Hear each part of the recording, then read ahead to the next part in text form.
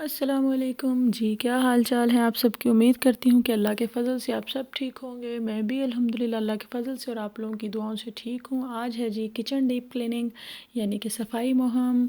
सफाई तो वैसे भी निस्फ़ ईमान है और घर के दो हिस्से जब तक साफ़ ना हो, कितना भी पूरा घर साफ़ सुथरा हो और आप ख़ुद भी कितने भी चमक रहे हों, अपना स्किन केयर करें, अपना बॉडी का ख़्याल रखें, जो मर्ज़ी करें, लेकिन जब तक ये दो हिस्से साफ़ ना हो, नंबर 1 किचन और नंबर 2 वॉशरूम, तो पूरा घर आपको बिल्कुल ही साफ़ नहीं लगता। अजीब तबीयत में आवाज़ारी आई रहती है।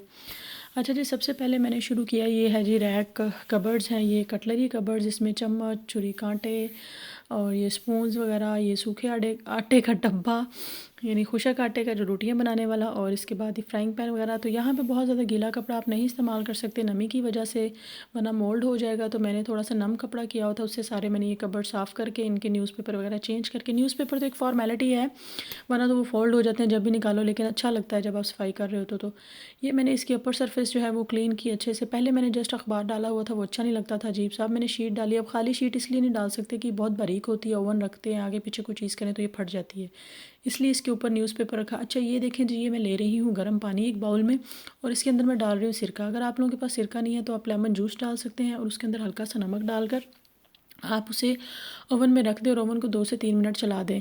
नॉर्मली तो ओवन में खाना जो है वो ढककर गर्म करना चाहिए। ये देखिए, ये कवर मैंने हाथ में पकड़ा हुआ था, मैं ढककर गर्म करती हूँ। आप लोग भी, अगर आपके पास कोई चीज़ इस तरह की नहीं है, प्लेट ढककर या कोई प्लास्टिक का बाउल या कोई भी बाउल जिसका ढकना हो शीशे का, नॉर्मली तो प्लास्टिक की चीज़ें वैसे कम इस्तेमाल करनी चाहिए। इसमें से जो रेज़ निकलती हैं वो सेहत के लिए बहुत ख़तरनाक होती हैं, क्योंकि वो फूड में उनके पार्टिकल्स शामिल हो जाते हैं, तो वो इसलिए डॉक्टर्स कहते हैं अवॉइड करना चाहिए। अच्छा जी, ये जो सिरके वाला तरीका बता रही हूँ, इसमें ये है कि जी ये बहुत अच्छे तरीके से साफ़ कर देता है कोई भी, अगर आपके अंदर ऑयल वगैरह लगा हुआ है या कुछ भी, कोई भी चीज़ आपने गर्म किया, खाना जो है वो ऑब्वियस है लग जाता है, अगर आपने ढक के बगैर गर्म किया तो उससे अच्छे से साफ़ हो जाएगा। मेरा ओवन साफ़ था, लेकिन मैं अपनी तसल्ली के लिए फिर भी ये लाजमन करती हूँ। ये टीथ ब्रश है जी, जो इसके अंदर जाली वगैरह है, वहाँ अगर कोई डर्ट या कोई डस्ट या कुछ भी लगा हुआ है, कोई भी चीज़ है, तो ये बिल्कुल अच्छे से उसको साफ़ कर देगा। आ जाती है जी फ्रिज की बारी। देखिए, फॉइल पेपर के ऊपर हल्का सा ऑयल गिरा हुआ है। ये एक्चुअली मैंने कोई खाना बच जाता है तो मैं उसको फ्रीज़ कर देती हूँ, फॉर द नेक्स्ट टाइम वो काम आ जाता है। तो ये इसकी वजह से ये कहीं फॉइल पेपर फटा और ये इसकी ना फ्रिज की दीवार के साथ भी वो थोड़ा सा ऑयल लग गया था सालन से। वो नज़र नहीं आ रहा क्योंकि सूरज बहुत अच्छा निकला हुआ था, उसकी धूप आ रही थी किचन की विंडो से, तो वो क्लियर नज़र नहीं आ रहा था। तो मैंने इस पे सारा जो बर्तन धोने वाला लिक्विड होता है सारा फ्रिज में मारा और अच्छे से ब्रश से साफ़ करी थी, लेकिन वो लिक्विड उतर नहीं रहा था। तो फिर यहाँ पे ना एक लिक्विड मिलता है स्प्रे बॉटल में, जो कि ये वॉशरूम किचन की वाइट टाइल्स और बेसन वगैरह के लिए होता है। तो मैंने कहा फ्रिज भी वाइट है, तो इसमें मैंने जो है वो 1-2 मिनट के लिए उसको स्प्रे कर दिया। ये देखिए, ये मैं सारा वही स्प्रे करते हुए, तो बहुत अच्छे से उसने बिल्कुल, अदरवाइज़ ऑयल का जो दाग या धब्बा होता है ना वो जल्दी उतरता नहीं, और ये बर्तन धोने वाले लिक्विड से उतर भी नहीं रहा था। तो इससे बिल्कुल साफ़ हो गया। देखिए फ्रिज कैसे चमक दमक रहा है, बिल्कुल वो जिसे कहते हैं ना पंजाबी में चिट्टा सफ़ेद, उस तरह का हो गया। और जब आपने मेहनत की हो ना तो आपको ख़ुद को खुशी होती है, आपके दिल को अच्छा लग रहा होता है अभी। और ये देखें जी, फ्रिज मेरा बिल्कुल साफ़ हो गया। मैंने सोचा सबसे पहले फ्रिज को ही साफ़ किया जाए, क्योंकि चीज़ें बाहर रखी हुई थी, फिर वो पानी छोड़ देती, दोबारा मैं अगर उन्हें रखती तो वो अच्छा नहीं लगता। अच्छा जी, ये मैं फ़ॉइल पेपर लगाते हुए इसके ऊपर वाले खाने में, और इस बार आपकी बाजी ने सोचा कि नीचे वाले इसके भी लगाना है, क्योंकि यहाँ पे दही वगैरह, टमाटर, हरी मिर्चें, धनिया रखते हैं, तो कोई चीज़ अगर वो इस तरह की गिर जाए तो फ्रिज ख़राब ना हो। ये साइड की डोर की चीज़ें जो हैं, मैंने वो प्लेट्स वगैरह सारी धोकर रखी हुई थी, उनको जो है खुश्क करके लगाते हो। अच्छा, ये जो फ़ॉइल पेपर मैंने लगाया ना ऊपर वाले खाने में, मुझे नहीं पता अब ये टिप है या क्या है, आप लोग ज़रूर लगा कर देखिएगा, क्योंकि यहाँ पे तो फ्रिज इतनी ज़्यादा हाई स्पीड पे नहीं होती, तो बर्फ़ उस हिसाब से नहीं चढ़ती है चीज़ों पे, ना ही फ्रिज में होती है। और कुछ मैं बहुत रूटीनली साफ़ करती रहती हूँ फ्रिज को। जिन घरों में फ्रिज बहुत जल्दी साफ़ नहीं होता, लाइक 2 माह बाद, 3 माह बाद, या बड़ी ईद पे जैसे गोश्त वगैरह के पैकेट रखे जाते हैं, वो सब आपस में जुड़ जाते हैं। फिर मैंने अक्सर घरों में देखा वो स्पैचुला वगैरह से या खाने वाले चम्मच से किसी चीज़ से उनको मार मार कर उतारना पड़ता है। तो मुझे लगता है कि शायद हो सकता है ये फॉइल पेपर का कोई ट्रिक हो। मेरे कभी भी शॉपर जो है, मैं सारी चीज़ें फ्रीज़ की होती हैं, कभी भी आपस में नहीं जुड़े हैं, जो भी शॉपर लेना होता है आराम से निकल आता है। अब ये पता नहीं कि ये हाई स्पीड नहीं होती इधर इसलिए, या लेकिन जो जितनी सर्दी होती है उसमें स्पीड जो है वो लोअर स्पीड 1 है, तो वो भी बहुत ज़्यादा है। अच्छा जी, इसके बाद ये कबर्ड्स की बारी आ गई। इसमें से मैंने सारा कुछ साफ़ किया और बर्तन वगैरह सारे धो के नम कपड़े से ही खुशक करके, और ये बाहर से मैं वाइप से साफ़ करी थी। मैंने बार बार कहा गीला कपड़ा नहीं इस्तेमाल कर सकते, लकड़ी है। तो ये कबर्ड्स बार बार आप खोलते हैं, खाना वगैरह पकाते वक्त कोई चीज़ चाहिए होती है तो गंदे हो जाते हैं, दाग लग जाते हैं, इसलिए मैं वाइप से साफ़ करी थी। कबर्ड साफ़ करने के बाद इनकी अपर सरफेस पे मैं ये शीट्स डाल रही थी, मैयर करके कट करनी थी। साथ साथ अपनी सिस्टर से, कज़न सिस्टर से बात कर रही थी, क्योंकि यहाँ पे ऐसा नहीं हो सकता कि आप मोबाइल लेकर एक कोने में बड़े मज़े से सोफ़े पे बैठ जाएं और चाय की चुस्कियाँ लेते हुए बात करें। करें, गपशप करें। आप अकेले होते हो, कोई हाउस हेल्पर नहीं होता। पाकिस्तान में आपके पास मेड होते हैं, मेड ना भी जिन घरों में हो उन घरों में 2-3 फीमेल्स होती हैं, सास वगैरह बहुत हेल्प कर देती हैं, भाभियाँ होती हैं, सब मतलब मिलजुल के काम हो जाता है। यहाँ पे ऐसा नहीं होता। और वहाँ पे वैसे भी ग्रॉसरी की शॉपिंग या कोई बाहर की शॉपिंग की औरतों को कोई टेंशन नहीं होती। हम फ़ोन कर देते हैं, भाई 2 किलो आलू प्याज ले आना, अब्बू ये ले आना, या शौहर को कह देते हैं जी आते हुए ये ले आना। यहाँ पे ऐसा नहीं होता। यहाँ पे वन एंड ओनली शौहर ही होते हैं, लेकिन उनकी अपनी ड्यूटी इतनी टफ होती है, रूटीन 10-12 घंटे की ड्यूटी करना, आकर सोना 7-8 घंटे, खाना खाना और फिर चले जाना। इसलिए घर का बाहर का सब आपको खुद देखना पड़ता है, बच्चों का भी। अच्छा, अब कुछ लोग कहेंगे जी बहन नई शीट डालकर और उसके ऊपर पेंडुओं की तरह अखबार क्यों बिछाएगी। इस वजह से इस कबर्ड के ऊपर ना मैंने आटे का तोड़ा, देसी घी का डब्बा और उसके अलावा ये सॉसेज होते हैं, chilli sauce and soya sauce तो सॉरी जी, थोड़ी सी गले में ख़राश है, वो रखा होता है। तो ये कभी डालते हुए गिर जाए ना, तो उसका कोई कतरा वगैरह गिर जाए तो बहुत बुरा लगता है। अखबार तो आप नॉर्मली फटाफट चेंज कर लेते हो, तो वो शीट जो है रोज़ रोज़ चेंज करना इतना आसान नहीं है, और वो हो भी जाए तो वो बहुत बुरी लगती है, उस पर दाग पड़ जाता है अभी। अच्छा जी, ये दूसरे कपड़ की बारी है। इसमें मैं डबल अखबार कर कर रख रही थी, और साथ ही इसके ऊपर फ़ॉइल लगा रही हूँ। फ़ॉइल इस वजह से लगा रही हूँ, इसके ऊपर रखा होता है कॉफ़ी जग। कॉफ़ी वगैरह बनाते हैं या मैं पानी बॉयल करती हूँ उसमें अपने बेटे के लिए, उसे यहाँ का पानी बिल्कुल नहीं सूट किया, तो मैं घर में ही बॉयल कर लेती हूँ ये कॉफ़ी जग में ही। तो उससे ये होता है कि बाज़ औक़ात पानी ज़्यादा हो जाए कभी, वैसे तो नॉर्मली कम ही डालती हूँ, लेकिन 1-2 बार ऐसा वो पानी ज़्यादा हो जाता है, वो जब बॉयल होता है एंड पे बॉयलर बिल्कुल ज़्यादा वो हो जाता है, जब बंद होता है तो वो पानी बाहर निकलना शुरू हो जाता है।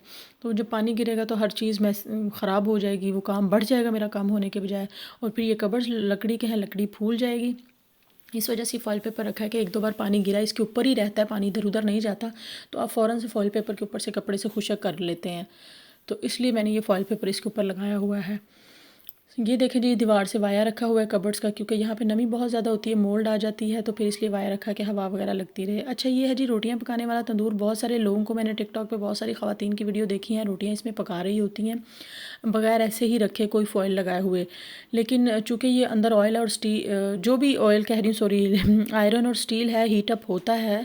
आयरन के पार्टिकल्स जो हैं वो आपके खाने में जो है वो लगते हैं खाने के साथ, तो जो कि सेहत के लिए अच्छे नहीं हैं। ये आप सर्च भी कर सकते हैं। तो आप ना इसके अंदर ये अच्छा तरीका होता है कि आप फ़ॉइल लगाया करें। चलें, वो पार्टिकल्स की एक अलग कहानी है। अगर आप ये फ़ॉइल लगाएं ना, तो ये आपका नीचे से काला नहीं होगा, फिर आपको वो जो तारों वाली कूची होती है उसे मांजना नहीं पड़ेगा, रगड़ना नहीं पड़ेगा। उसे अगर लगाएंगे तो इसमें ना निशान पड़ते हैं, तो इसलिए अवॉइड किया करें, इसे लगा लिया करें, फिर ये नीचे से बिल्कुल भी ब्लैक नहीं होगा। अच्छा, इसके बाद आ जाती है इंडक्शन की बारी। ऑब्वियस इसमें कबाब वगैरह बनते हैं, तो इसको भी साफ़ करना पड़ता है। ये गंदा हो जाता है तो फिर अच्छा नहीं लगता है, हर चीज़ ही साफ़ करनी चाहिए।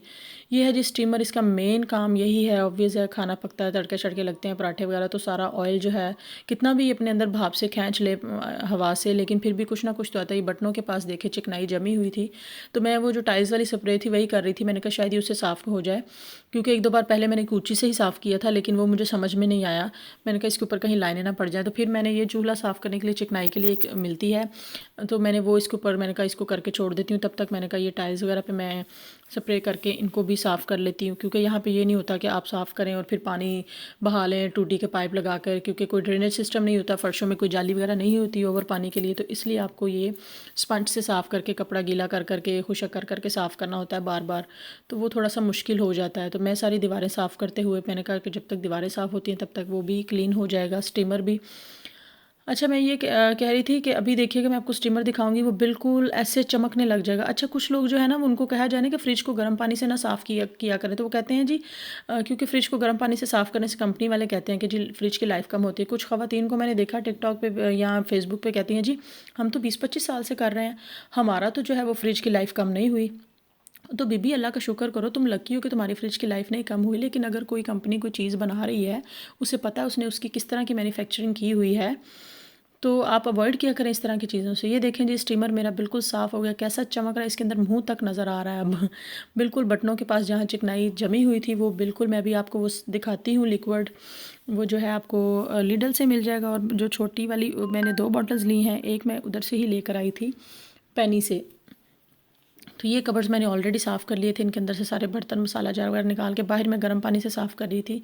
कपड़ा गर्म पानी में निचोड़ के कि कुछ दाग होगा। ये देखें, ये 2 बॉटल्स हैं, एक ये बड़े वाली है, ये ऑलरेडी इस घर में थी कि जिन भाई का ये घर था वो भी काफ़ी सफाई पसंद है, ऑर्गेनाइज्ड है, उन्होंने ला कर रखी हुई थी चीज़ें। और एक ये छोटे वाली जो मैंने दिखाई है, मैं पैनी से लेकर आई थी।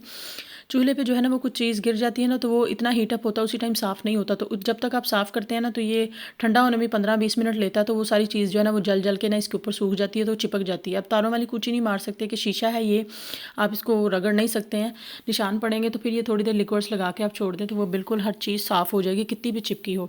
अच्छा, फ्रिज की मैं बात कर रही थी, तो अगर किसी कंपनी ने कोई मैन्युफैक्चरिंग की हुई है, उन्हें पता उन्होंने अंदर कौन से पार्ट्स डाले हुए हैं, तो अगर वो आपको किसी चीज़ से रोक रहे हैं, दैट मीन्स कि वो आपकी बेहतरी के लिए कह रहे हैं, तो आपको रुकना चाहिए उन चीज़ों से। लेकिन पता नहीं जी क्या है, कुछ लोगों की समझ में शायद ये बात नहीं आती।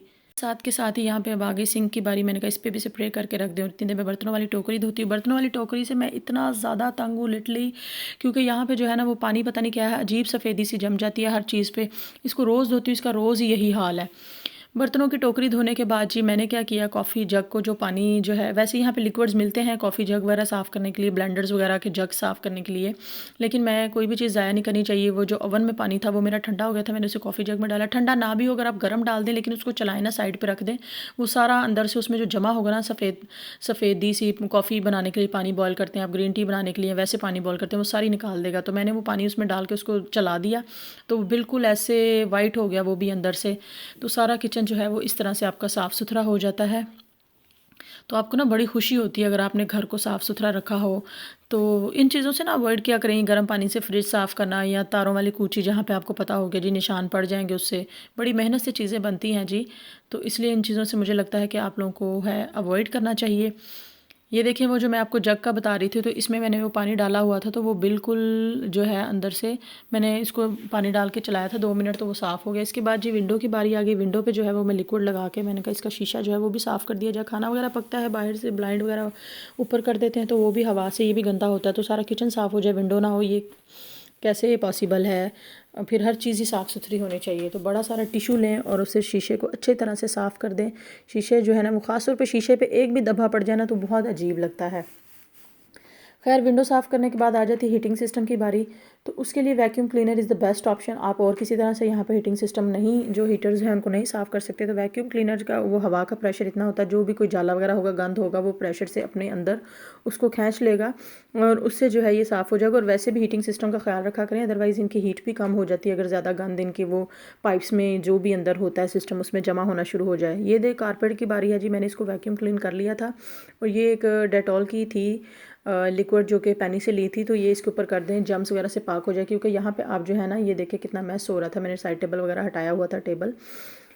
ये है जी पोछा लगाने के लिए लिक्विड, इसकी खुशबू बहुत अच्छी आती है। मैं पोछा लगा चुकी थी। आप गर्म पानी में ये डाल के, पोछे वाले में पानी गर्म ही यूज़ किया करें, जम्स मर जाते हैं उससे, और ये डाल दिया करें, खुशबू बहुत अच्छी आती है। और किचन बिल्कुल आपका साफ़ सुथरा हो गया। ये देखें जी कितना ऑर्गेनाइज्ड, कितना खूबसूरत हर चीज़ लग रही है।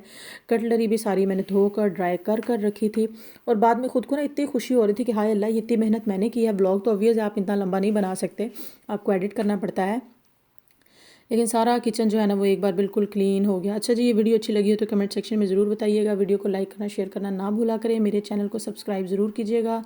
खुश रहिए, अच्छा सोचिए, अच्छा कीजिए। मुझे दुआ में याद रखिएगा, अपना ख्याल रखिएगा बहुत सारा। अल्लाह ताला सबके लिए आसानियाँ करे। अल्लाह हाफिज़।